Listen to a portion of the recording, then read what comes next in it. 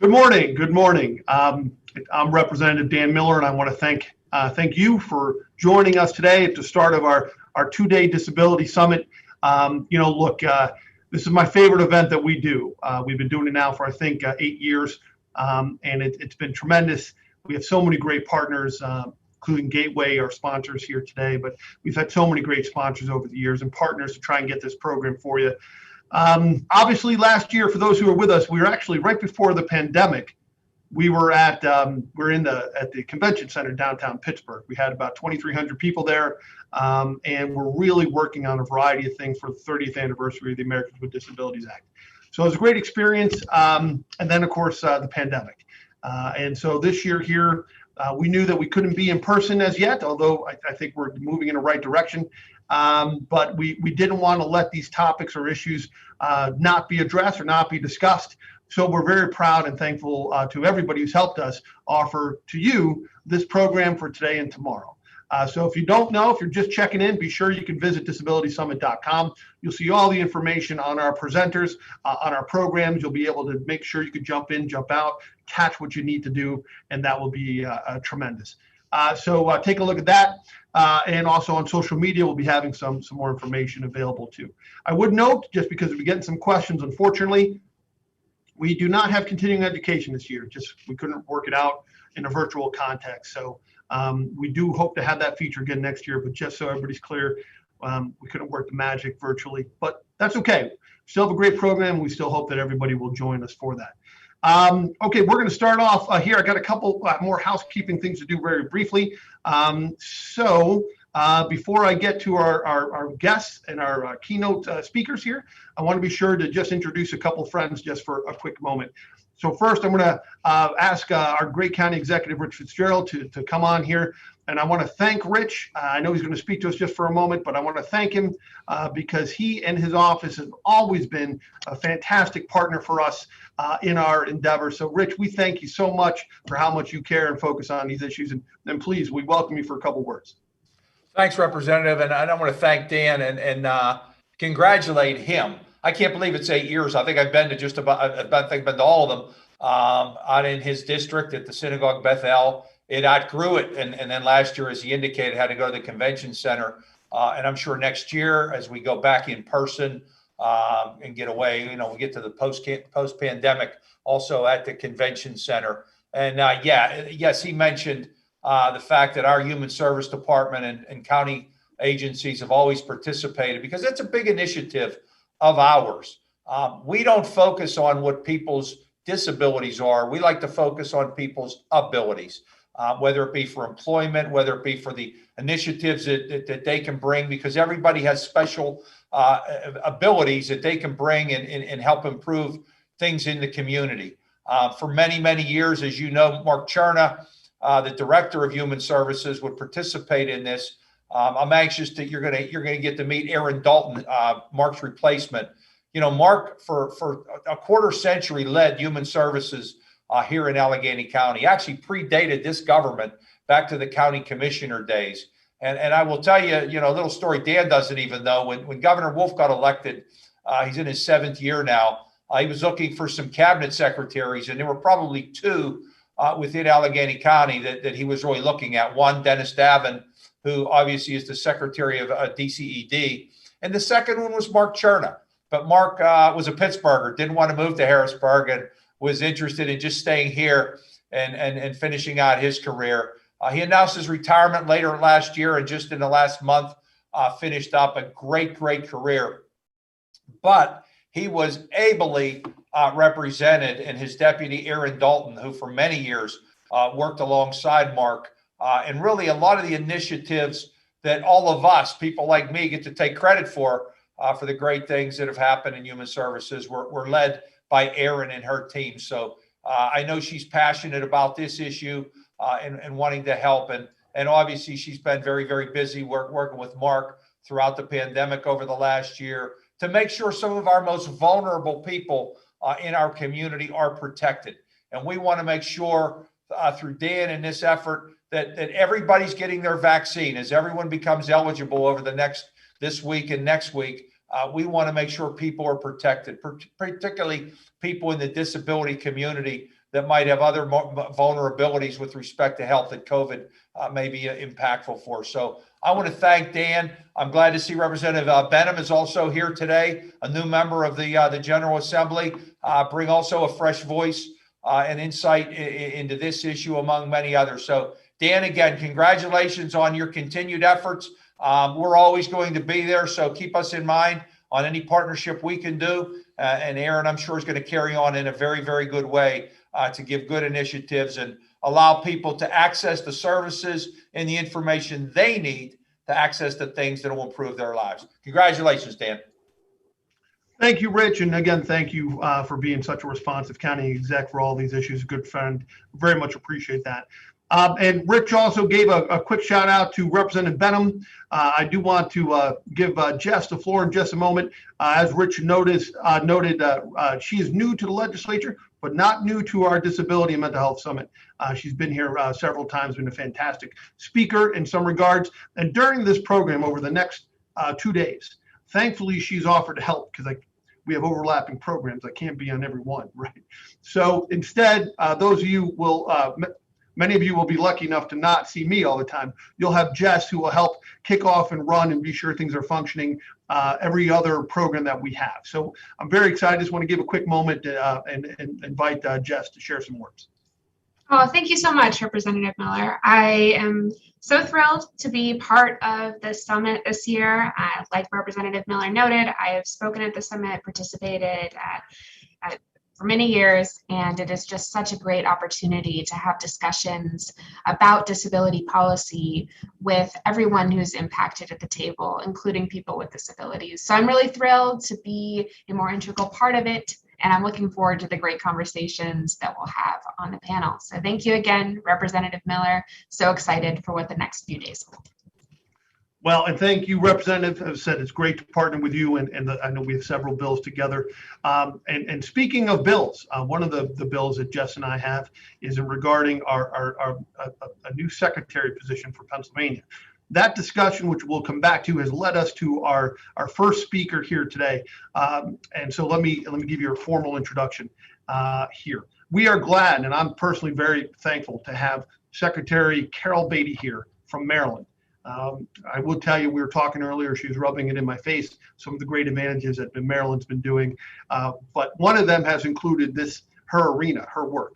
So Carol's the secretary, of course, of the Maryland Department of Disabilities and has served there since March of 2015. She was the former executive director of the ARC of Howard County, which provides advocacy and support services for more than 750 children and adults with intellectual and developmental disabilities. As executive director, she was responsible for the public policy advocacy at the national, state, and local level, as well as the delivery of quality services and supports for over 750 people, obviously. Over the past 20 years, she's received numerous awards for her work on behalf of people with disabilities, including induction into the Howard County Women's Hall of Fame in 2012 and selection as one of the Daily Records 2013 and 2015 Maryland's top 100 women. So I will tell you that she's been fantastic. I have actually shared a small stage with her and talking some of the disability priorities and policy points not too long ago at a great event run by CSG. So I am very proud and very thankful to have with us Secretary Beatty to offer some words as to her work and maybe how Pennsylvania can take some good ideas from our neighbors to the south about how to improve accessibility and inclusion for everyone. So please, Secretary, thank you for joining us. And for those, quick note, if you have Q&A, we will try to do some very briefly. I know Secretary's got a small schedule, but don't forget to use the chat feature. Secretary, go ahead.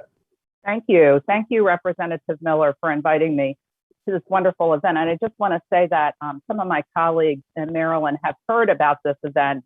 And so we have something to learn from you because we would like to sponsor or to start something like this.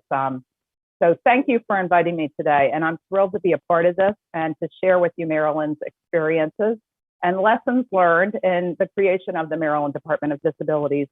It's one of my favorite topics, obviously, and I'm so proud to have been part of the evolution of this department over the 2 terms of Governor Larry Hogan.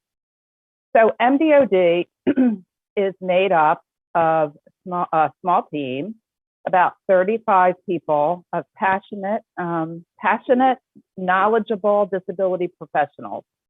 And many of our staff have disabilities themselves. We are committed to the promise of a Maryland in which all people with disabilities have the knowledge and the influence to make a difference in their own lives and in the lives of others. Oh, thank you. I was wondering if that PowerPoint came up. There we go. Okay, so can you advance it one? There we go. Our mission is to change Maryland for the better by promoting equality of access, opportunity, and choice for Marylanders with disabilities. Next slide. Just a little bit about our leadership.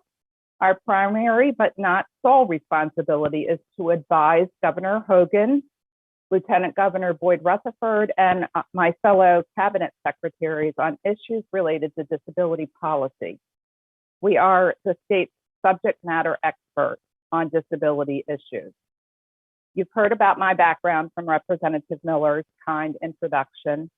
Working alongside of me is Deputy Secretary Christian Neely, who is a practicing attorney and a former Maryland state delegate serving Northern Baltimore County. Christian has been on temporary loan. I put temporary in quotation marks because I'm hoping it's temporary, to the COVID-19 Unified Area Command. We hope to have him back at the end of June. Next slide, please. So MDOD began as the Office of the Coordination of Services for the Handicapped in 1977.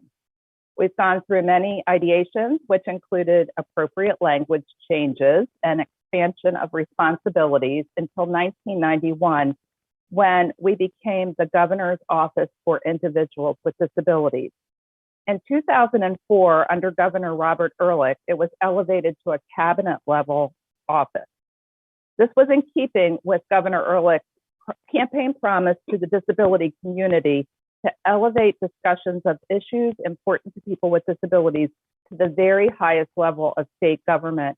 And just an aside, so you're looking, there's a picture here on this slide of the governor's reception room. And around the perimeter of the room are portraits of past governors. And Governor Ehrlich's portrait includes he's sitting on, you can't see it here, but he's sitting on the edge of his desk. And there are 3 pieces of legislation that are right next to him on the desk. One of them is the bill that created our department. He felt that was one of the 3 most important legislative accomplishments of his administration.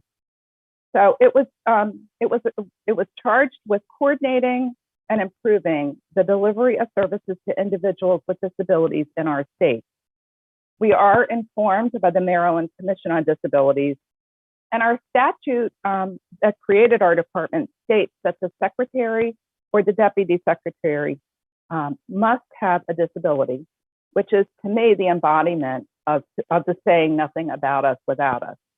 Our department is committed to being the voice of people with disabilities in Maryland.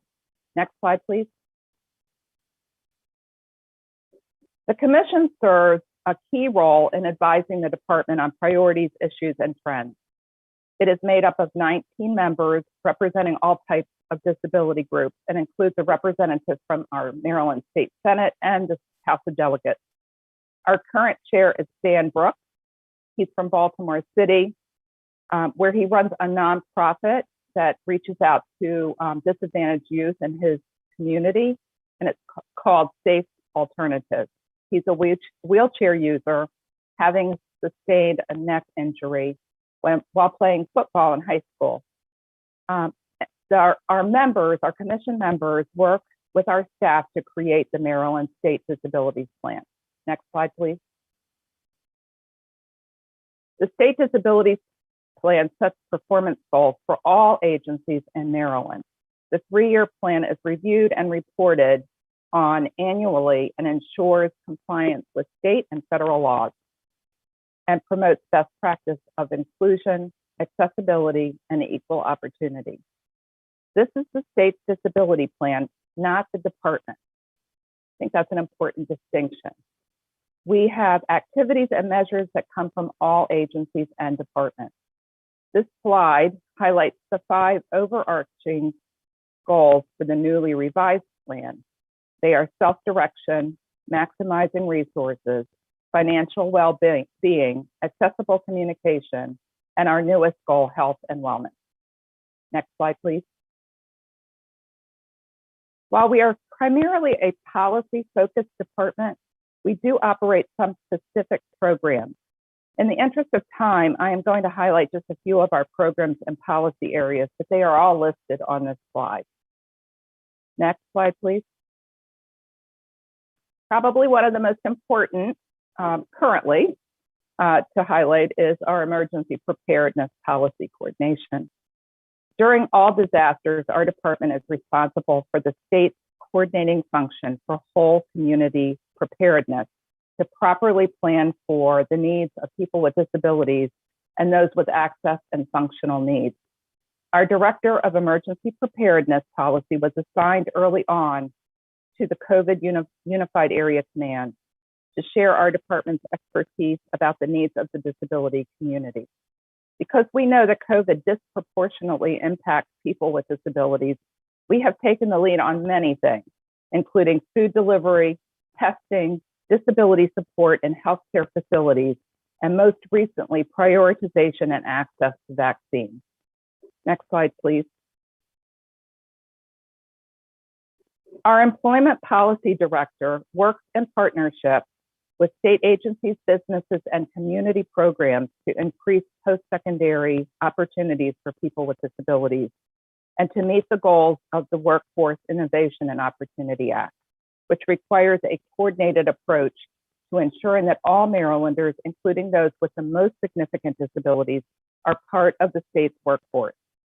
Maryland's federal Promise grant ended recently and focused on poverty and disability as it piloted evidence-based intervention strategies for high school students on SSI and their families. As we know, 2020 also marks the successful phase out of subminimum wage in Maryland. As we know, subminimum wage reinforces a culture built on the idea that people with disabilities must be isolated and kept from society and based on low expectations. Maryland is only the second state that has taken this step. Currently, our department is in active discussions with our state agency partners and business partners to identify virtual employment and retraining opportunities. We continue to advocate internally to ensure that people with disabilities are included in reopening and recovery efforts as it relates to employment. Next slide, please. Affordable, accessible housing stock has and continues to be one of the biggest challenges for people with disabilities in Maryland. Our Director of Housing Policy and her team work to create and strengthen partnerships which will increase housing options that are in proximity to transit and employment hubs. Next slide, please. MDOD has partnered with the Maryland Department of Health and the Department of Housing and Community Development to form the Maryland Partnership for Affordable Housing. Other stakeholders include people with disabilities and support service agencies.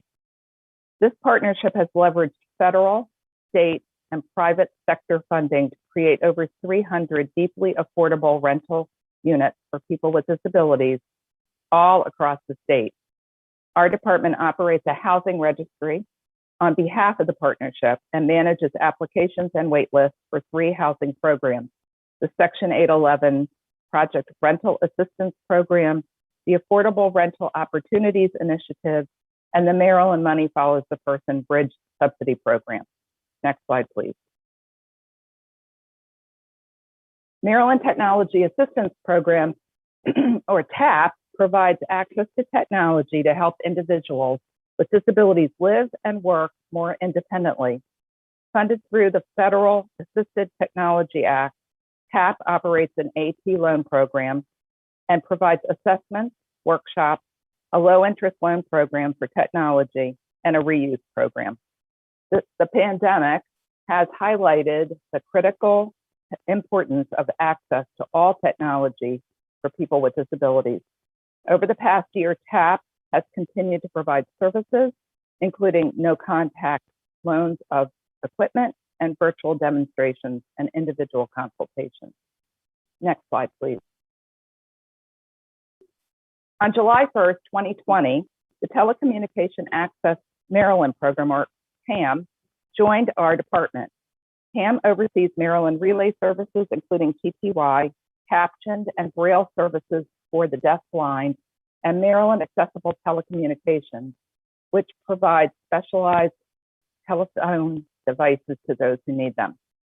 During the pandemic, TAM implemented a remote conference captioning service, allowing deaf people to access conference calls and virtual events.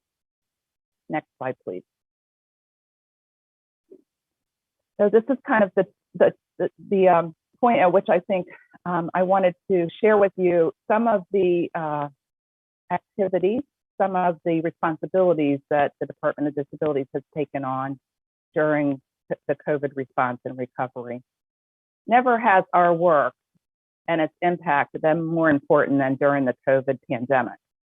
As a trusted advisor and partner agency, we have helped support the governor's directive that Maryland's response ensures equity and access for vulnerable and hard-to-reach Marylanders.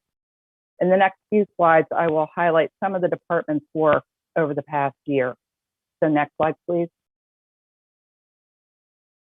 MDOD was appointed very early on as a member of Governor Hogan's coronavirus response team, which helped to craft Maryland Strong, a roadmap to recovery, which laid out a plan for responsible, gradual, and safe path forward for our state.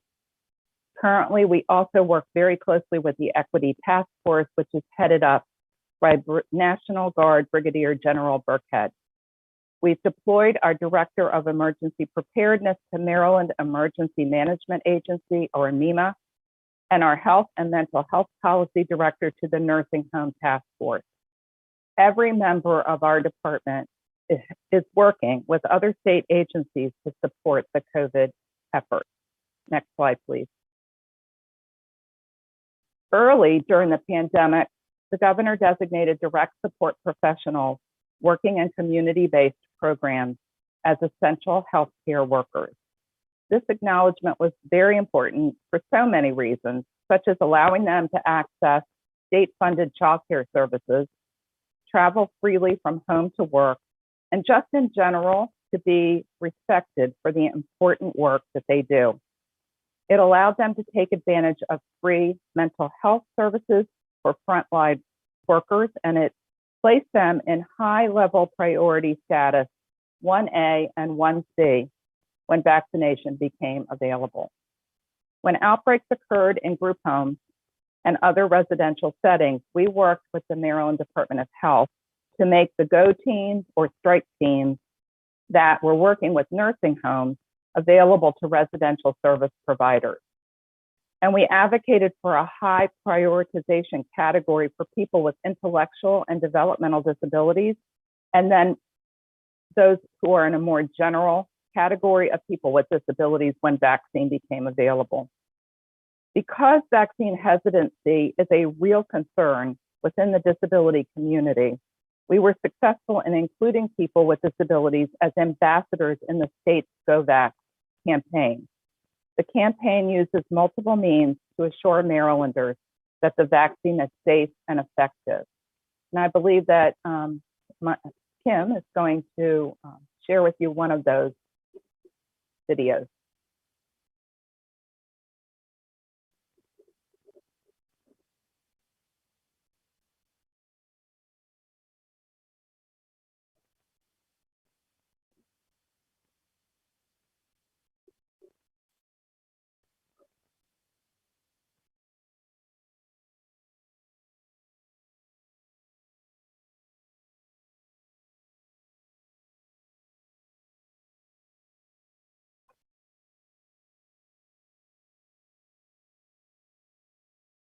Could that be heard? Because I couldn't hear it. Yeah, I didn't either, Secretary. Kim, do you want to try that again?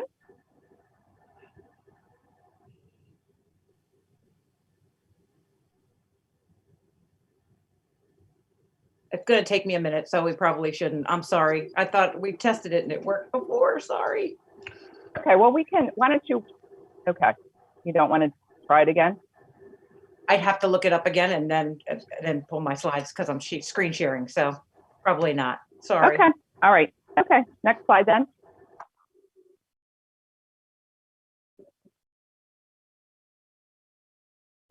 Title II of the Americans with Disabilities Act requires equal access to government goods, products, and services. Websites and digital products sponsored by state or local government agencies must comply. Website visitors who utilize assistive technology who cannot access critical information due to accessibility issues are not only being denied equal access, but during the pandemic might be missing critical healthcare information. MDOD's IT accessibility team includes our accessibility coordinator and an accessibility specialist, and then we also partner with UMBC to offer internship opportunities. During the pandemic, our team has worked on converting the governor's executive orders to an accessible format and actually then taught the governor's staff how to do that themselves. They also tested all state-sponsored COVID websites for accessibility and provided analysis and recommendations for remediation. They worked on the contact tracing app most recently the state mass back registration website. Our team continues to be on call for COVID website accessibility assistance, ensuring critical up-to-date information is available to all Marylanders. Next slide, please.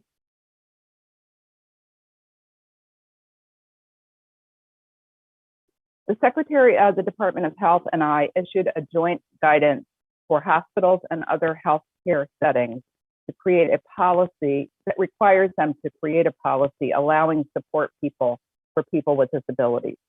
The letter requires policies allowing support persons to accompany and stay with people with disabilities when needed, designate who the support people might be, and to define those who are legally authorized to make decisions for the individual. And then finally, to create a process to determine other reasonable accommodations. Next slide, please. We have worked with our partners to ensure accessibility on all parts of the vaccination process, from registration to receiving the shot. For example, we have worked with the health department to test all vaccination public-facing websites, registration portals, and the information and mandated documents. We've worked directly with our partners to ensure that all appropriate ADA accommodations were being met prior to the launch of our state mass back site. And we've worked with the call center vendor to provide technical assistance on disability issues.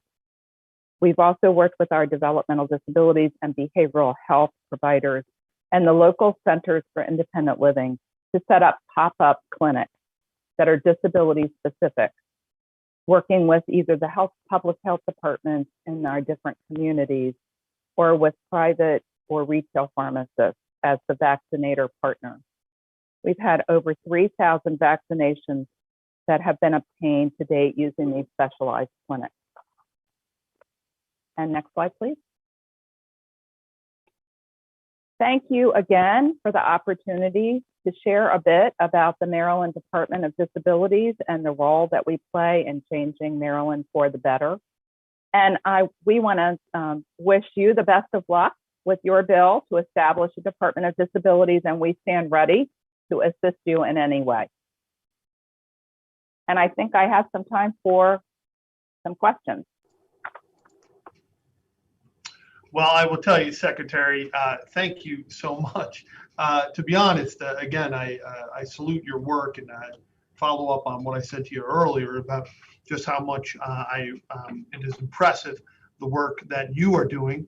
And I think having you at the table has made a clear difference for so many people in Maryland with a disability in particular. So it is tremendous.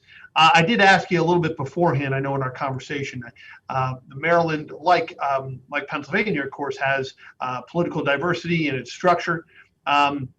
And I wonder if you can just share some insight as to how politically that kind of navigated the creation of this department and how that kind of came about and how people came together for it.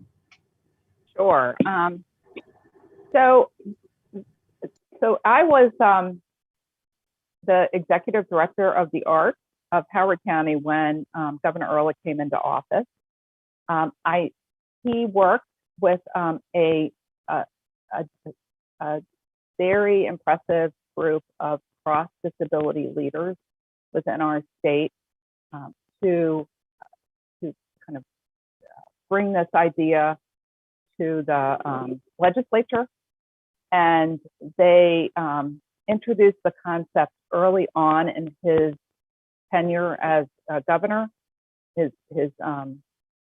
first year. And then they introduced the legislation in the next General Assembly. So it took probably about a year to get this work going. But I think what was most important is that they started with a very lofty idea of what this department would be responsible for, and through a series of negotiations came to a place that everybody was comfortable with. And I will say it passed. It was a bipartisan bill that, Governor Ehrlich, just a little background. Obviously, Maryland is a very blue state. Governor Ehrlich was a Republican and was voted in,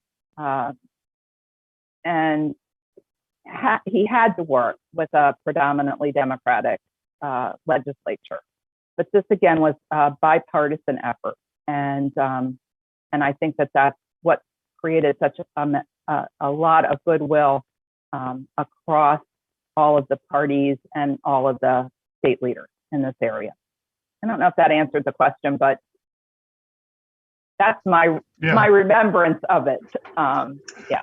Well, no, I appreciate it. Like I said, we have one party that controls the legislature, one that controls the governorship at this time. So again, there are some similarities. I also wonder too. I know you said that your the bill that you guys created, I think you were saying it specifically said that the person who would be appointed must have a disability of some. I wonder if can you give us a little bit more about what those requirements actually mean, or how how did that come about regarding the confirmation of being sure that you had that sort of voice there, your voice there? Yeah, well, I knew that. I remembered that was one of the most impressive pieces of the bill when I was an agency I was an agency nonprofit agency director. I remember thinking how impressed I was with that, and so when Governor Hogan asked me to serve in this capacity. Oh, the other interesting thing about this is that Governor Hogan is a Republican. He was part of Governor Ehrlich's administration. He was the Secretary of Appointments. So he was very cognizant also of the fact that it was a requirement. And we just had a very honest discussion about my disability. I happen to have a lifelong disability. I had, and this is going to date me, but I had polio when I was a baby. And I've had a physical disability all my life. And so we just had an honest conversation about what that meant and what my life experience has brought to this job. I think I actually was able to assure him that it was not just my life experiences, which are terribly important in this, but also my professional experience as a member of the disability leadership community in Maryland. So that's, so I think that, in this day and age, when we all know that representation is so important, I'm often a little astonished at the fact that in the disability community, we're sort of lagging in that area. And so it's important to me that this continue and that the leadership of our department have that life experience that we bring. We have another question here too about how your office, how it works with I'm sure you have a Department of Education of some type. Yep. How does it work? What exactly is the organizational structure? Are you involved in any way in helping with that aspect? Yeah. So as well, I think there's maybe a couple levels of answers to that question. First and foremost, our cabinet, especially under the Hogan Rutherford administration, is very collegial and very respectful of each other's responsibilities and what we bring to the table. And there is a great deal of informal discussion of picking up the phone and calling let's say for our Maryland State Department of Education, MSDE, picking up the phone and calling Superintendent Salmon when there's a school issue, or in our situation in Maryland, our Division of Rehab Services is under the Department of Education, kind of a holdover from those olden days. And, so there's that kind of informal ability to have those conversations as a colleague and a friend and a respected confidant, which a lot of times will, if an issue comes up, we'll take care of the problem in and of itself or the challenge. Then many of our staff have those same relationships with.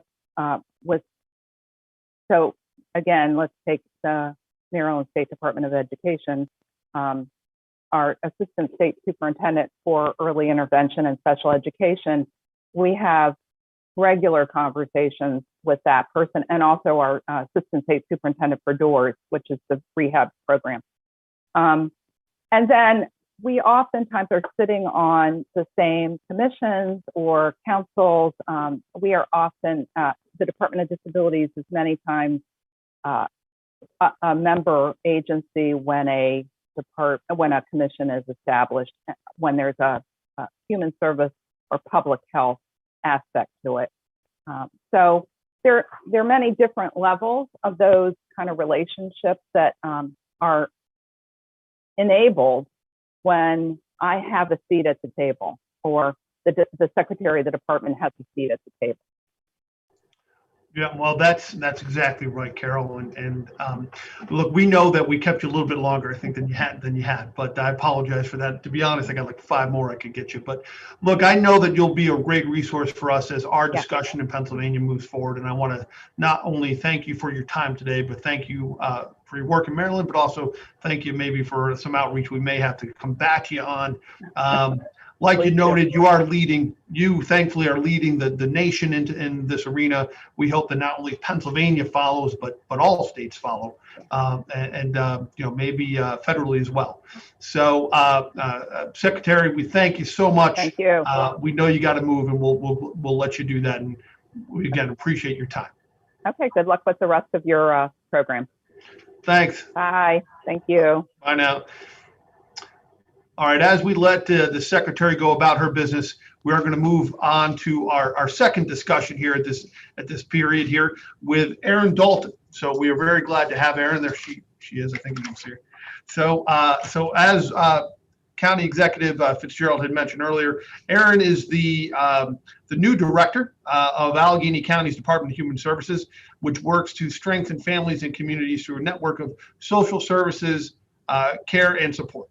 DHS supports over 200,000 people each year through its community-based programs, which obviously prevent harm and address needs for family support, child development, developmental supports, senior services, housing, and protection from maltreatment.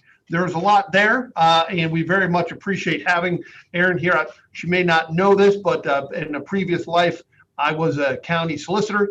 So there were aspects of her work to which I had a small part in sort of making sure that we were doing everything correctly. It is a big department, and it requires not just competency, but stellar competency in order for it to meet all of its goals. As Richard mentioned, Mark Cherna has retired, God bless. He's been with our program before. We look forward to Erin's work there, and she's going to spend a little time giving us an update on where she plans on bringing the Department of Department of Human Services under Rich's guidance during this time. So Erin, please take it away. Great, thank you so much. You can hear me okay, Representative Miller? We got you great. Okay, perfect. Thanks so much for the introduction, and thanks for inviting us to join today. I'm gonna do just that, give you a little bit of an introduction. To me, I look forward to working with all of you, seeing you in person, and give you just a sense of some of the priorities for the department as we move forward. Great to hear Secretary Beatty's work in Maryland, and hopefully we can continue that work and further it in Pennsylvania as well. We're eager to work with the state and all of you on that. So just, by background, about a little bit about me, I'm not a social worker. So that's as Mark was at the Department of Human Services. As Rich said, I have helped him though lead the department for the past decade or so. My background is more on the policy side, analytics. So I think I can bring some systems thinking to our work and while also continuing the great work that the department has done and the values, if you will, of social workers. So that's just a little bit about me. I'll just talk to you a little bit about the Department of Human Services, in brief, kind of our scope. As Representative Miller mentioned, we serve about 1 in 5 of every county residents, so serve about 200,000 people a year. We're a large department, about $1 billion in funding. Mostly that goes out to the community through our provider network. We do feel that people are more likely to get help from their neighbors, from people close to home. And so we work through lots of our providers. We do have a lot of staff though, mostly in the child protection area, but also in, we do work with the Aging and Disability Resource Network. So that's some staff, our elder abuse work and so on. So we have a number of staff, but a lot of our funding goes out to the community and work with our provider network. And so just a little bit of high level about our work in a kind of a non-COVID time. We think about it in kind of protecting, preventing, and supporting. So protecting children, youth, older adults, other vulnerable adults, as we've been talking about today, including people with the most significant disabilities. We work to prevent homelessness, substance abuse, things like mental health crises, abuse and neglect, and when we can, and hopefully more so, incarceration. And we support communities, health and wellness, treatment and recovery. So let me go ahead and move on. Just in more specifics, these are some of our services. So I won't, just as Secretary Beatty, I won't read through all of them. DHS is a large integrated department, which gives us the opportunity to work across these services. So I'll just mention, assistance for older persons with or without disabilities, services for individuals with a diagnosis of a developmental disability, our mental health, substance use services, and housing services, as Secretary Beatty mentioned too. Super, very important, critical support for these populations. So as a bit of a tribute to Mark Cherna and Pat Valentine, who worked with him for so long, and we have our own staff in this area. So Denise Massarelli, who's the deputy for our Office of Behavioral Health, and Brenda Bukowski, who is the deputy for our Office of Developmental Disabilities. They're both available and on the line today, but it's a bit of what I sort of learned from all of my work with Mark and Pat. And certainly things I take to heart as we move forward. So, we learned that we want to treat people the way they want to be treated, that all of us end up in need, in crisis at various points. And if we do our work with our providers, with our staff to treat people the way they want to be treated, we'll be doing good work. people who have been there know best, are really best at working with our clients. So as I said, Mark and Pat made really big investments in peer support throughout the department. We lots of departments across the country have one or two representatives that have lived experiences. You know, we have a youth support partner unit, for example, who help youth in our services system of 20, 30 strong when we're fully staffed. So we really believe in people who have been there helping to both at the policy level and at the service level. With a budget at federal, state, and local, we get money from all three.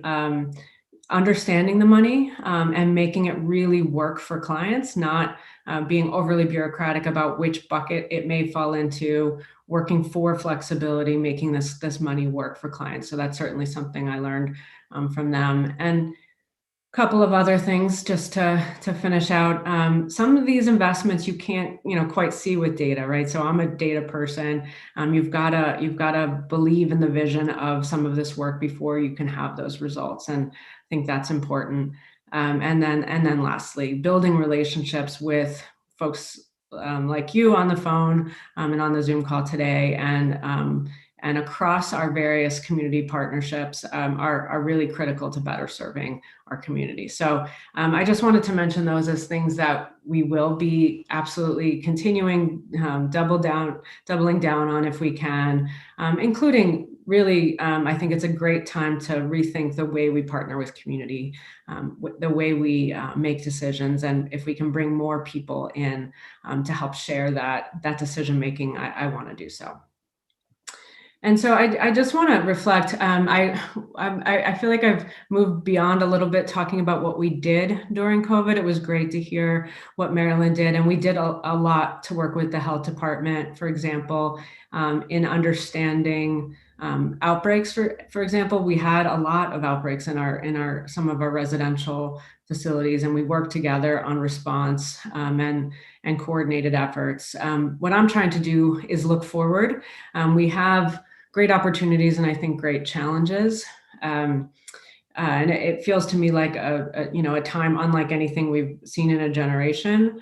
We're coming out of a pandemic. We don't really know yet what social isolation and all of the ancillary effects of the pandemic will have in terms of consequences on our community. But we know that there are going to be increased needs for mental health services and supports as we move back. We've seen overdoses increase during this time. So substance use issues of abuse and neglect that we haven't been able to have visibility to, that I expect will be things we'll be dealing with for some time. 2020 brought the sharpest rise in the US poverty rate since the 60s. We can see the great income inequality and what it does to our communities, and the prospect, as the economists call it, of a K-shaped recovery with people who have been on the high side of the income threshold recovering well and easily, and people on the lower income side not coming into recovery. We know that wages haven't kept up both nationally and locally, making, in some cases, housing a luxury. So I think the pandemic has shown people the real challenges around housing for everyone, affordable housing, but also for people with disabilities, and an acknowledgement that all of this is worse for our people and communities of color. But it is also, I think, an opportunity, a start of a kind of reckoning on racism and how we can improve outcomes for people of color, which will improve outcomes for all of us. I think a big pendulum move on care, people really wanting care and wellness instead of incarceration, hospitalization, and so on. But if we're going to do that, we've got to step up and have the services available when they're needed. But lots of amazing, I think, federal and state support to invest in people and infrastructure. So I do see this as a really critical time for human services to step up. Just quickly looking at some of the data, we see losses of wages even higher for people with disabling conditions. I've got a link here to a report on COVID's impact on employment. people with developmental supports losing 44% of their earnings during COVID, just a huge, huge loss.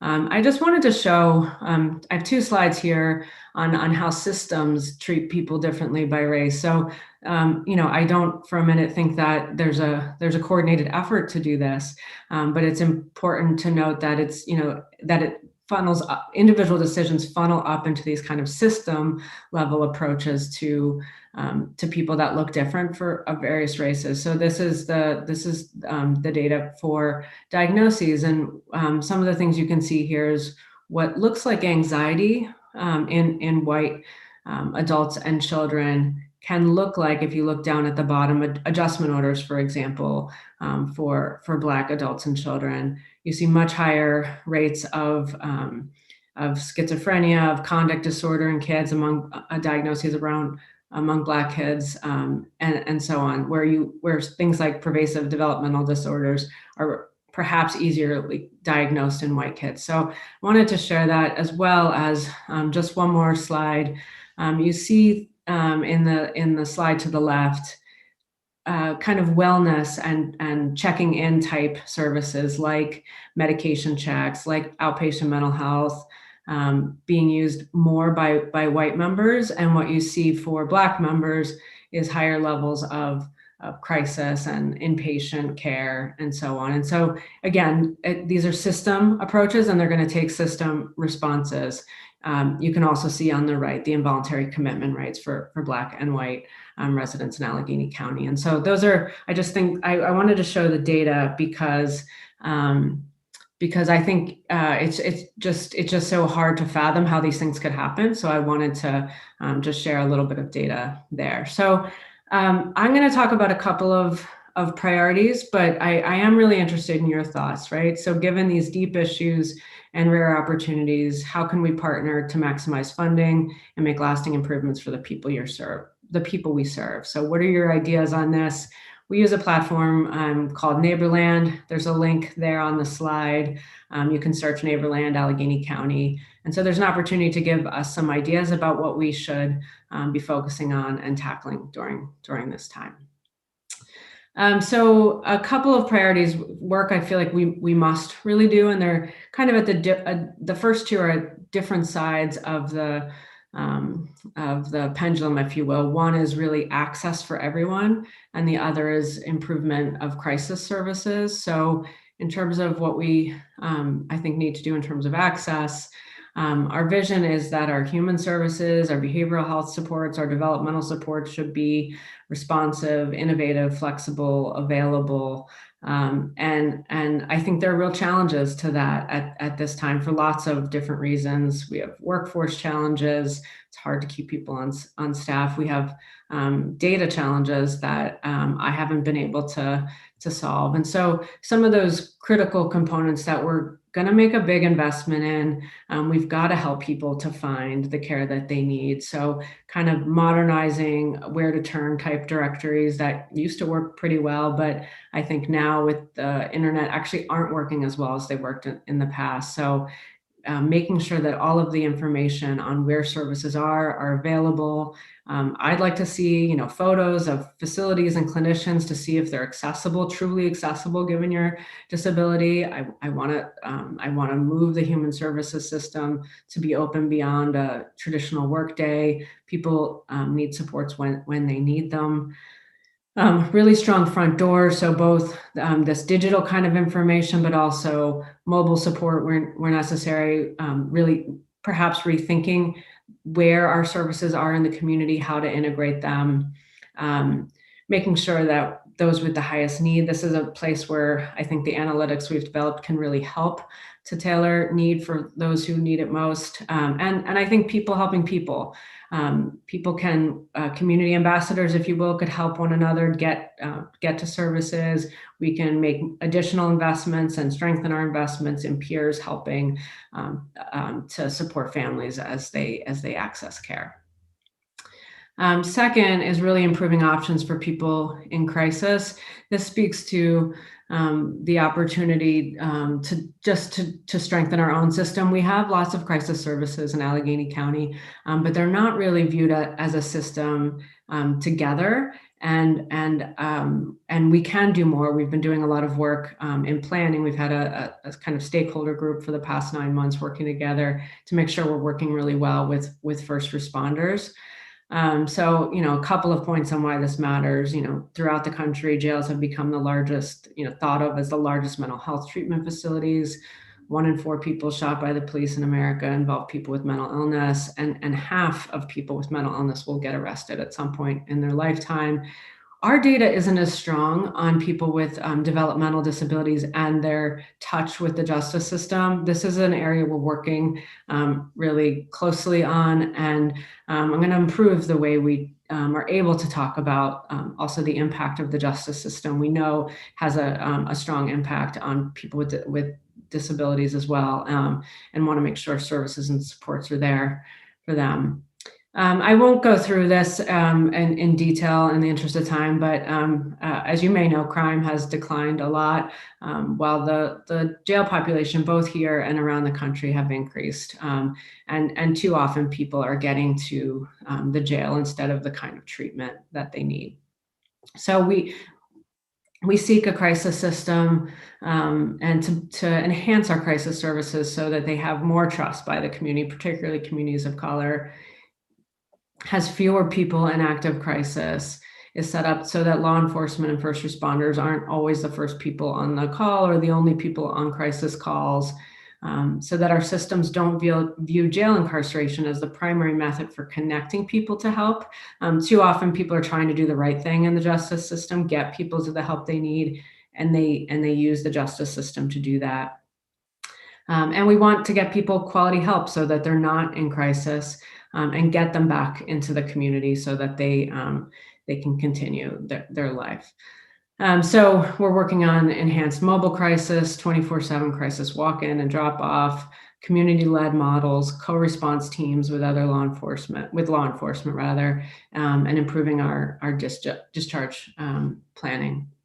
Also excited, I'll just mention one thing here. The 988 national number that is being pioneered across the country and will end up in Allegheny as well. That can be a number that people can call when they don't want a law enforcement response, when they're having challenges with a family member who is in need of urgent support, but help and support and not necessarily a law enforcement response. And I'll just mention, there's a link at the bottom. We've been working, as I said, with crisis stakeholders to develop recommendations. We got over 500 comments from the public. We've developed a crisis system map. And so please do check that out. We'll still take a look at additional comments, and we'll continue to report on our accomplishments there. So lastly, a real, certainly last but not least, a real challenge in our systems is when kids move into the adult system. So youth with disabling conditions and their transition from the youth serving system to the adult serving system. This is just one chart of the drop off in mental health services, for example, between 16 and 23. So you have about 2,000 kids accessing care at 16, only 1,000 of which in our services make it over to the adult system, and 10% of those were involved in the jail, right? So by age 21. So these are kids, and we've looked at this, it's even more so for kids with really high end needs, kids that have been in residential treatment. They're just not making that transition into the adult system. And so, it's not the kid's fault. It's the systems approach that's necessary. So, we're working on a transition to adulthood for youth that begins early, involves the young person, family, and other people who support them, comprehensive planning, and prepares youth to become independent and so on. So really focusing on that transition into the adult system so that youth have what they need. A couple of our initiatives here in the developmental disability side, kind of an effort called Charting the Life Course, which is, again, person-centered, family-centered, advancing people throughout from youth to adulthood. Transition Age Youth Initiative for youth with our behavioral health needs. And just to mention the Youth Zone, which is a big facility downtown and offers mobile services as well, where kids can come. So just lastly, I wouldn't want to leave this without taking the opportunity to talk about what the state can do, what representatives can do. So protecting existing funding for human services. As you know, state funding has been stagnant. We saw a 10% cut to human services, and that has not been restored. Increasing funding for mental health services, and preserving the Behavioral Health Choices program. And then taking advantage of all of the federal initiatives that are coming, additional funding for crisis services, and the American Rescue Plan provides opportunity for Medicaid funding for mobile crisis services, but the state has to create that plan and opt in. So those are some of the places where we could perhaps work together to expand our efforts. All right, thank you very much. I'm gonna stop sharing my screen. I appreciate the time, look forward to working with all of you, and really do look forward to your ideas. So go to that Neighborland site and give us your best thoughts. Thanks. Thank you, Erin. So we do have a couple questions. Let me do a couple quick questions really first.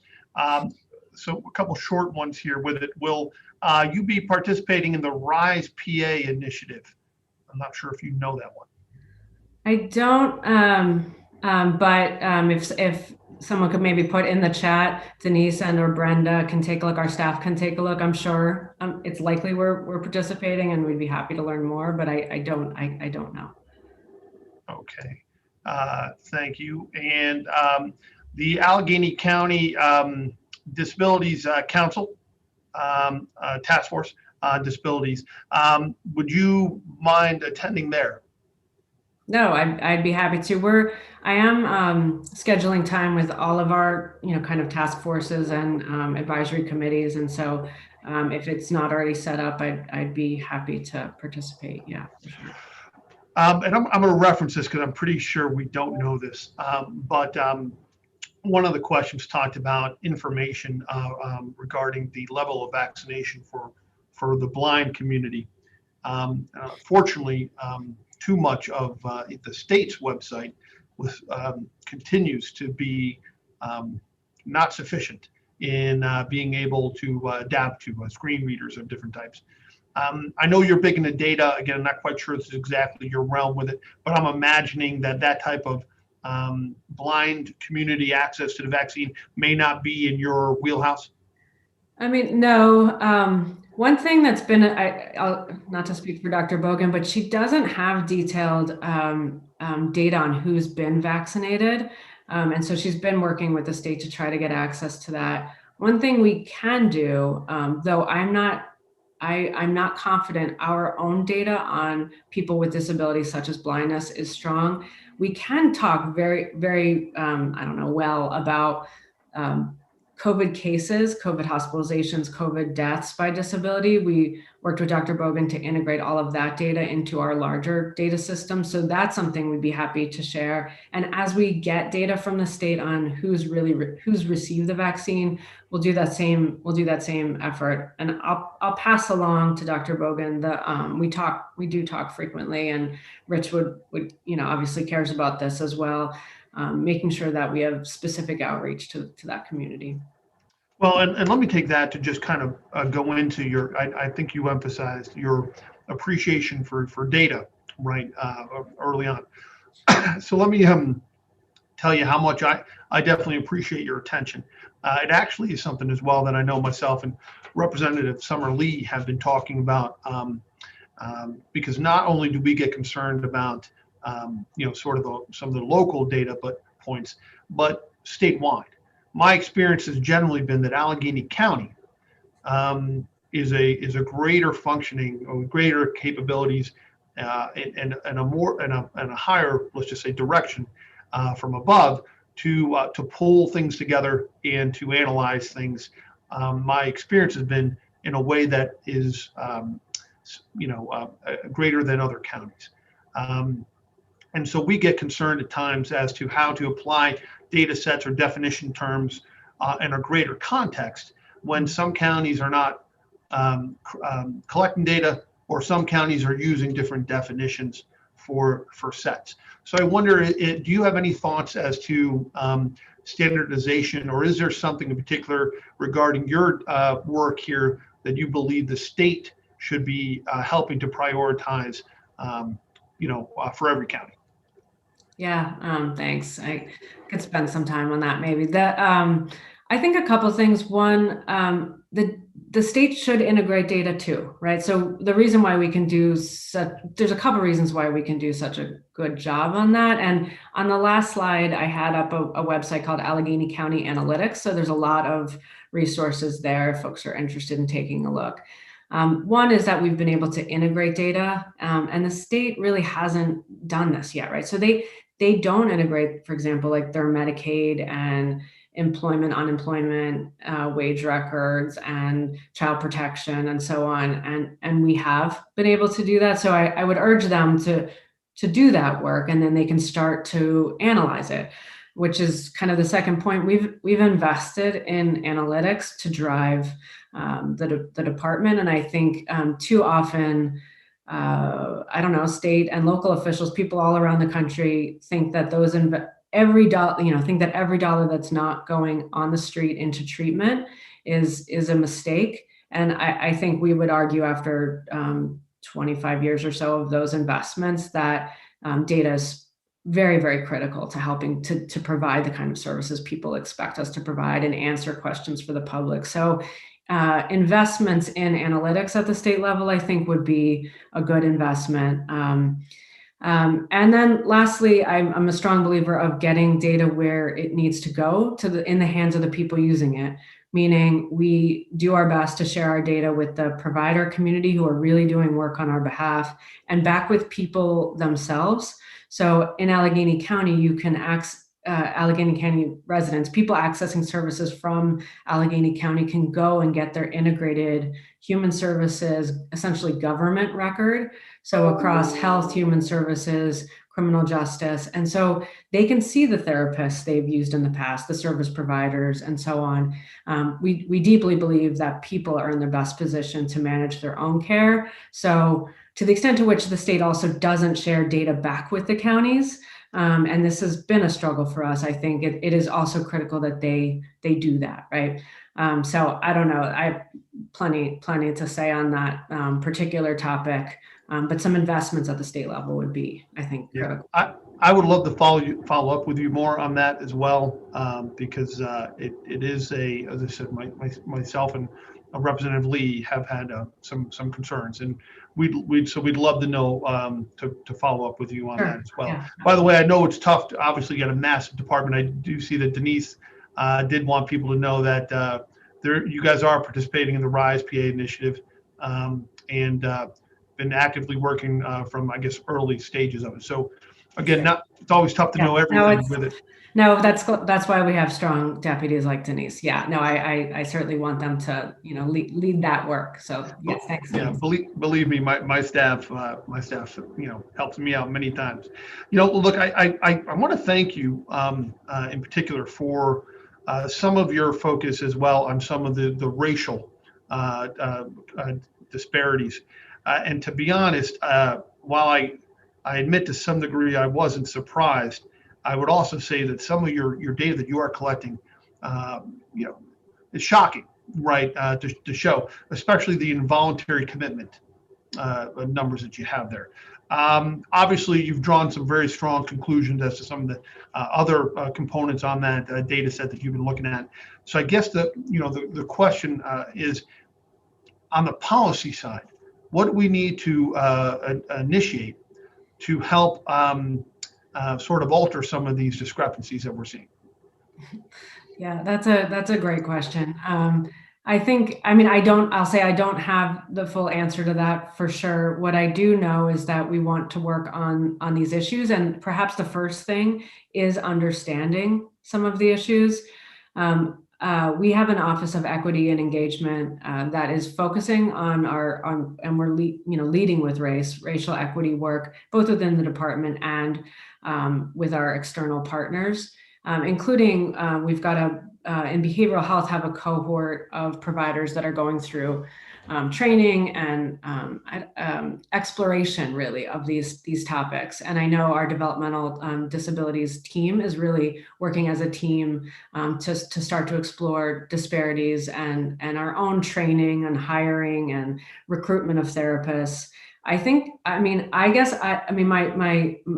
don't have the answer, but my quick response would be, we need to build more supports around wellness and health, and make them accessible and open, and welcoming to all people.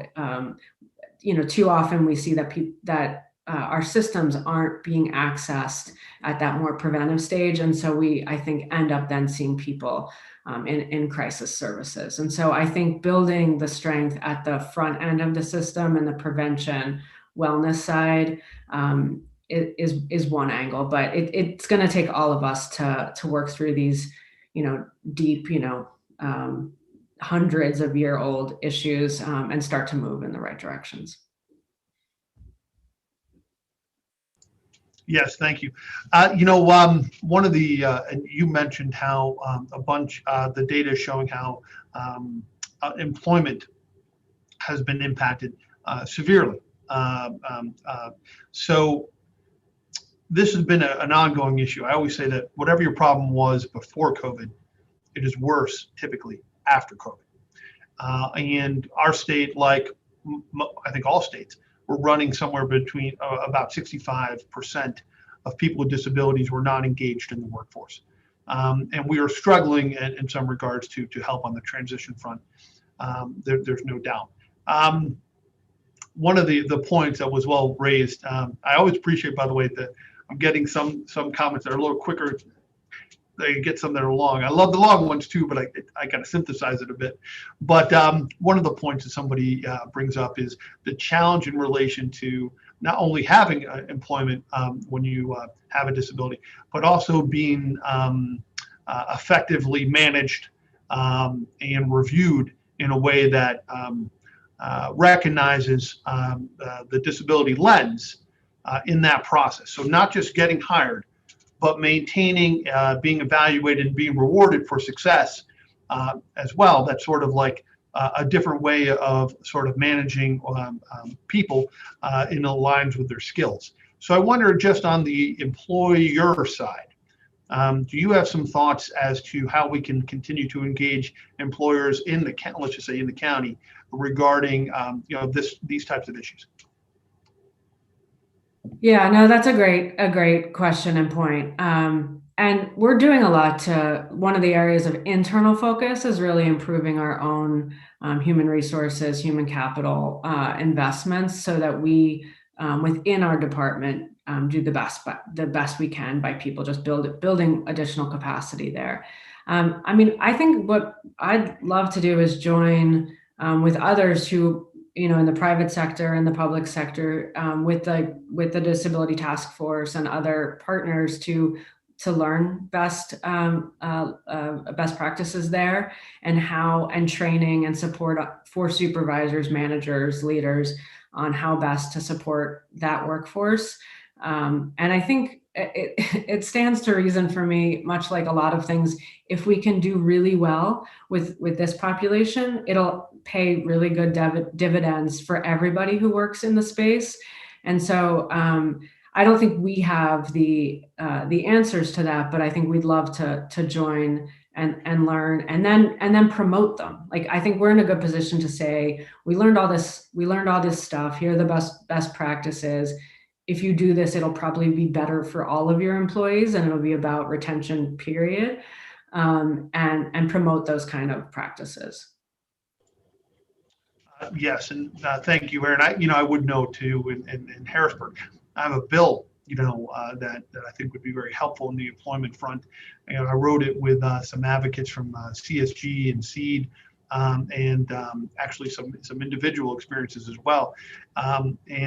We've continued to struggle on the state side in relation to employment. The governor was successful in finding some bipartisan work or support for his Employment First initiative, which was, a nice step, but not one that, at least in the short term, was likely to see sizable improvement.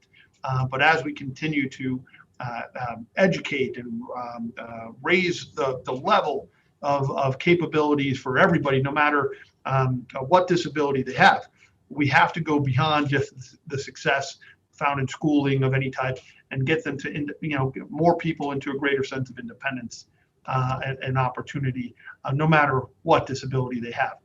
And Aaron, I think we may have kept you a bit long, but I want to thank you. Again, your data work, to be honest, I took a lot of pictures of your slides. So I want to go back and I will look forward, hopefully, to grabbing your ear again and to seeing what we can kind of pull together and help us understand on the state level. So I want to thank you for answering some questions and for your presentation today, and look forward to all the good work that you and Rich will be doing there in Allegheny County. So thank you very much. Good. Thanks very much. Take care. All right, everybody. So look, we're coming to the end of our keynote program. So we do have two programs that will be starting up at 11 o'clock. One is on the COVID-19 classroom and on the effects on mental health and education for vulnerable populations. That begins at 11 with outreach. And we also have another one, if I flip the page, that would begin, for some reason, I don't see it. There is two, trust me. Why am I missing the other one? But I don't know.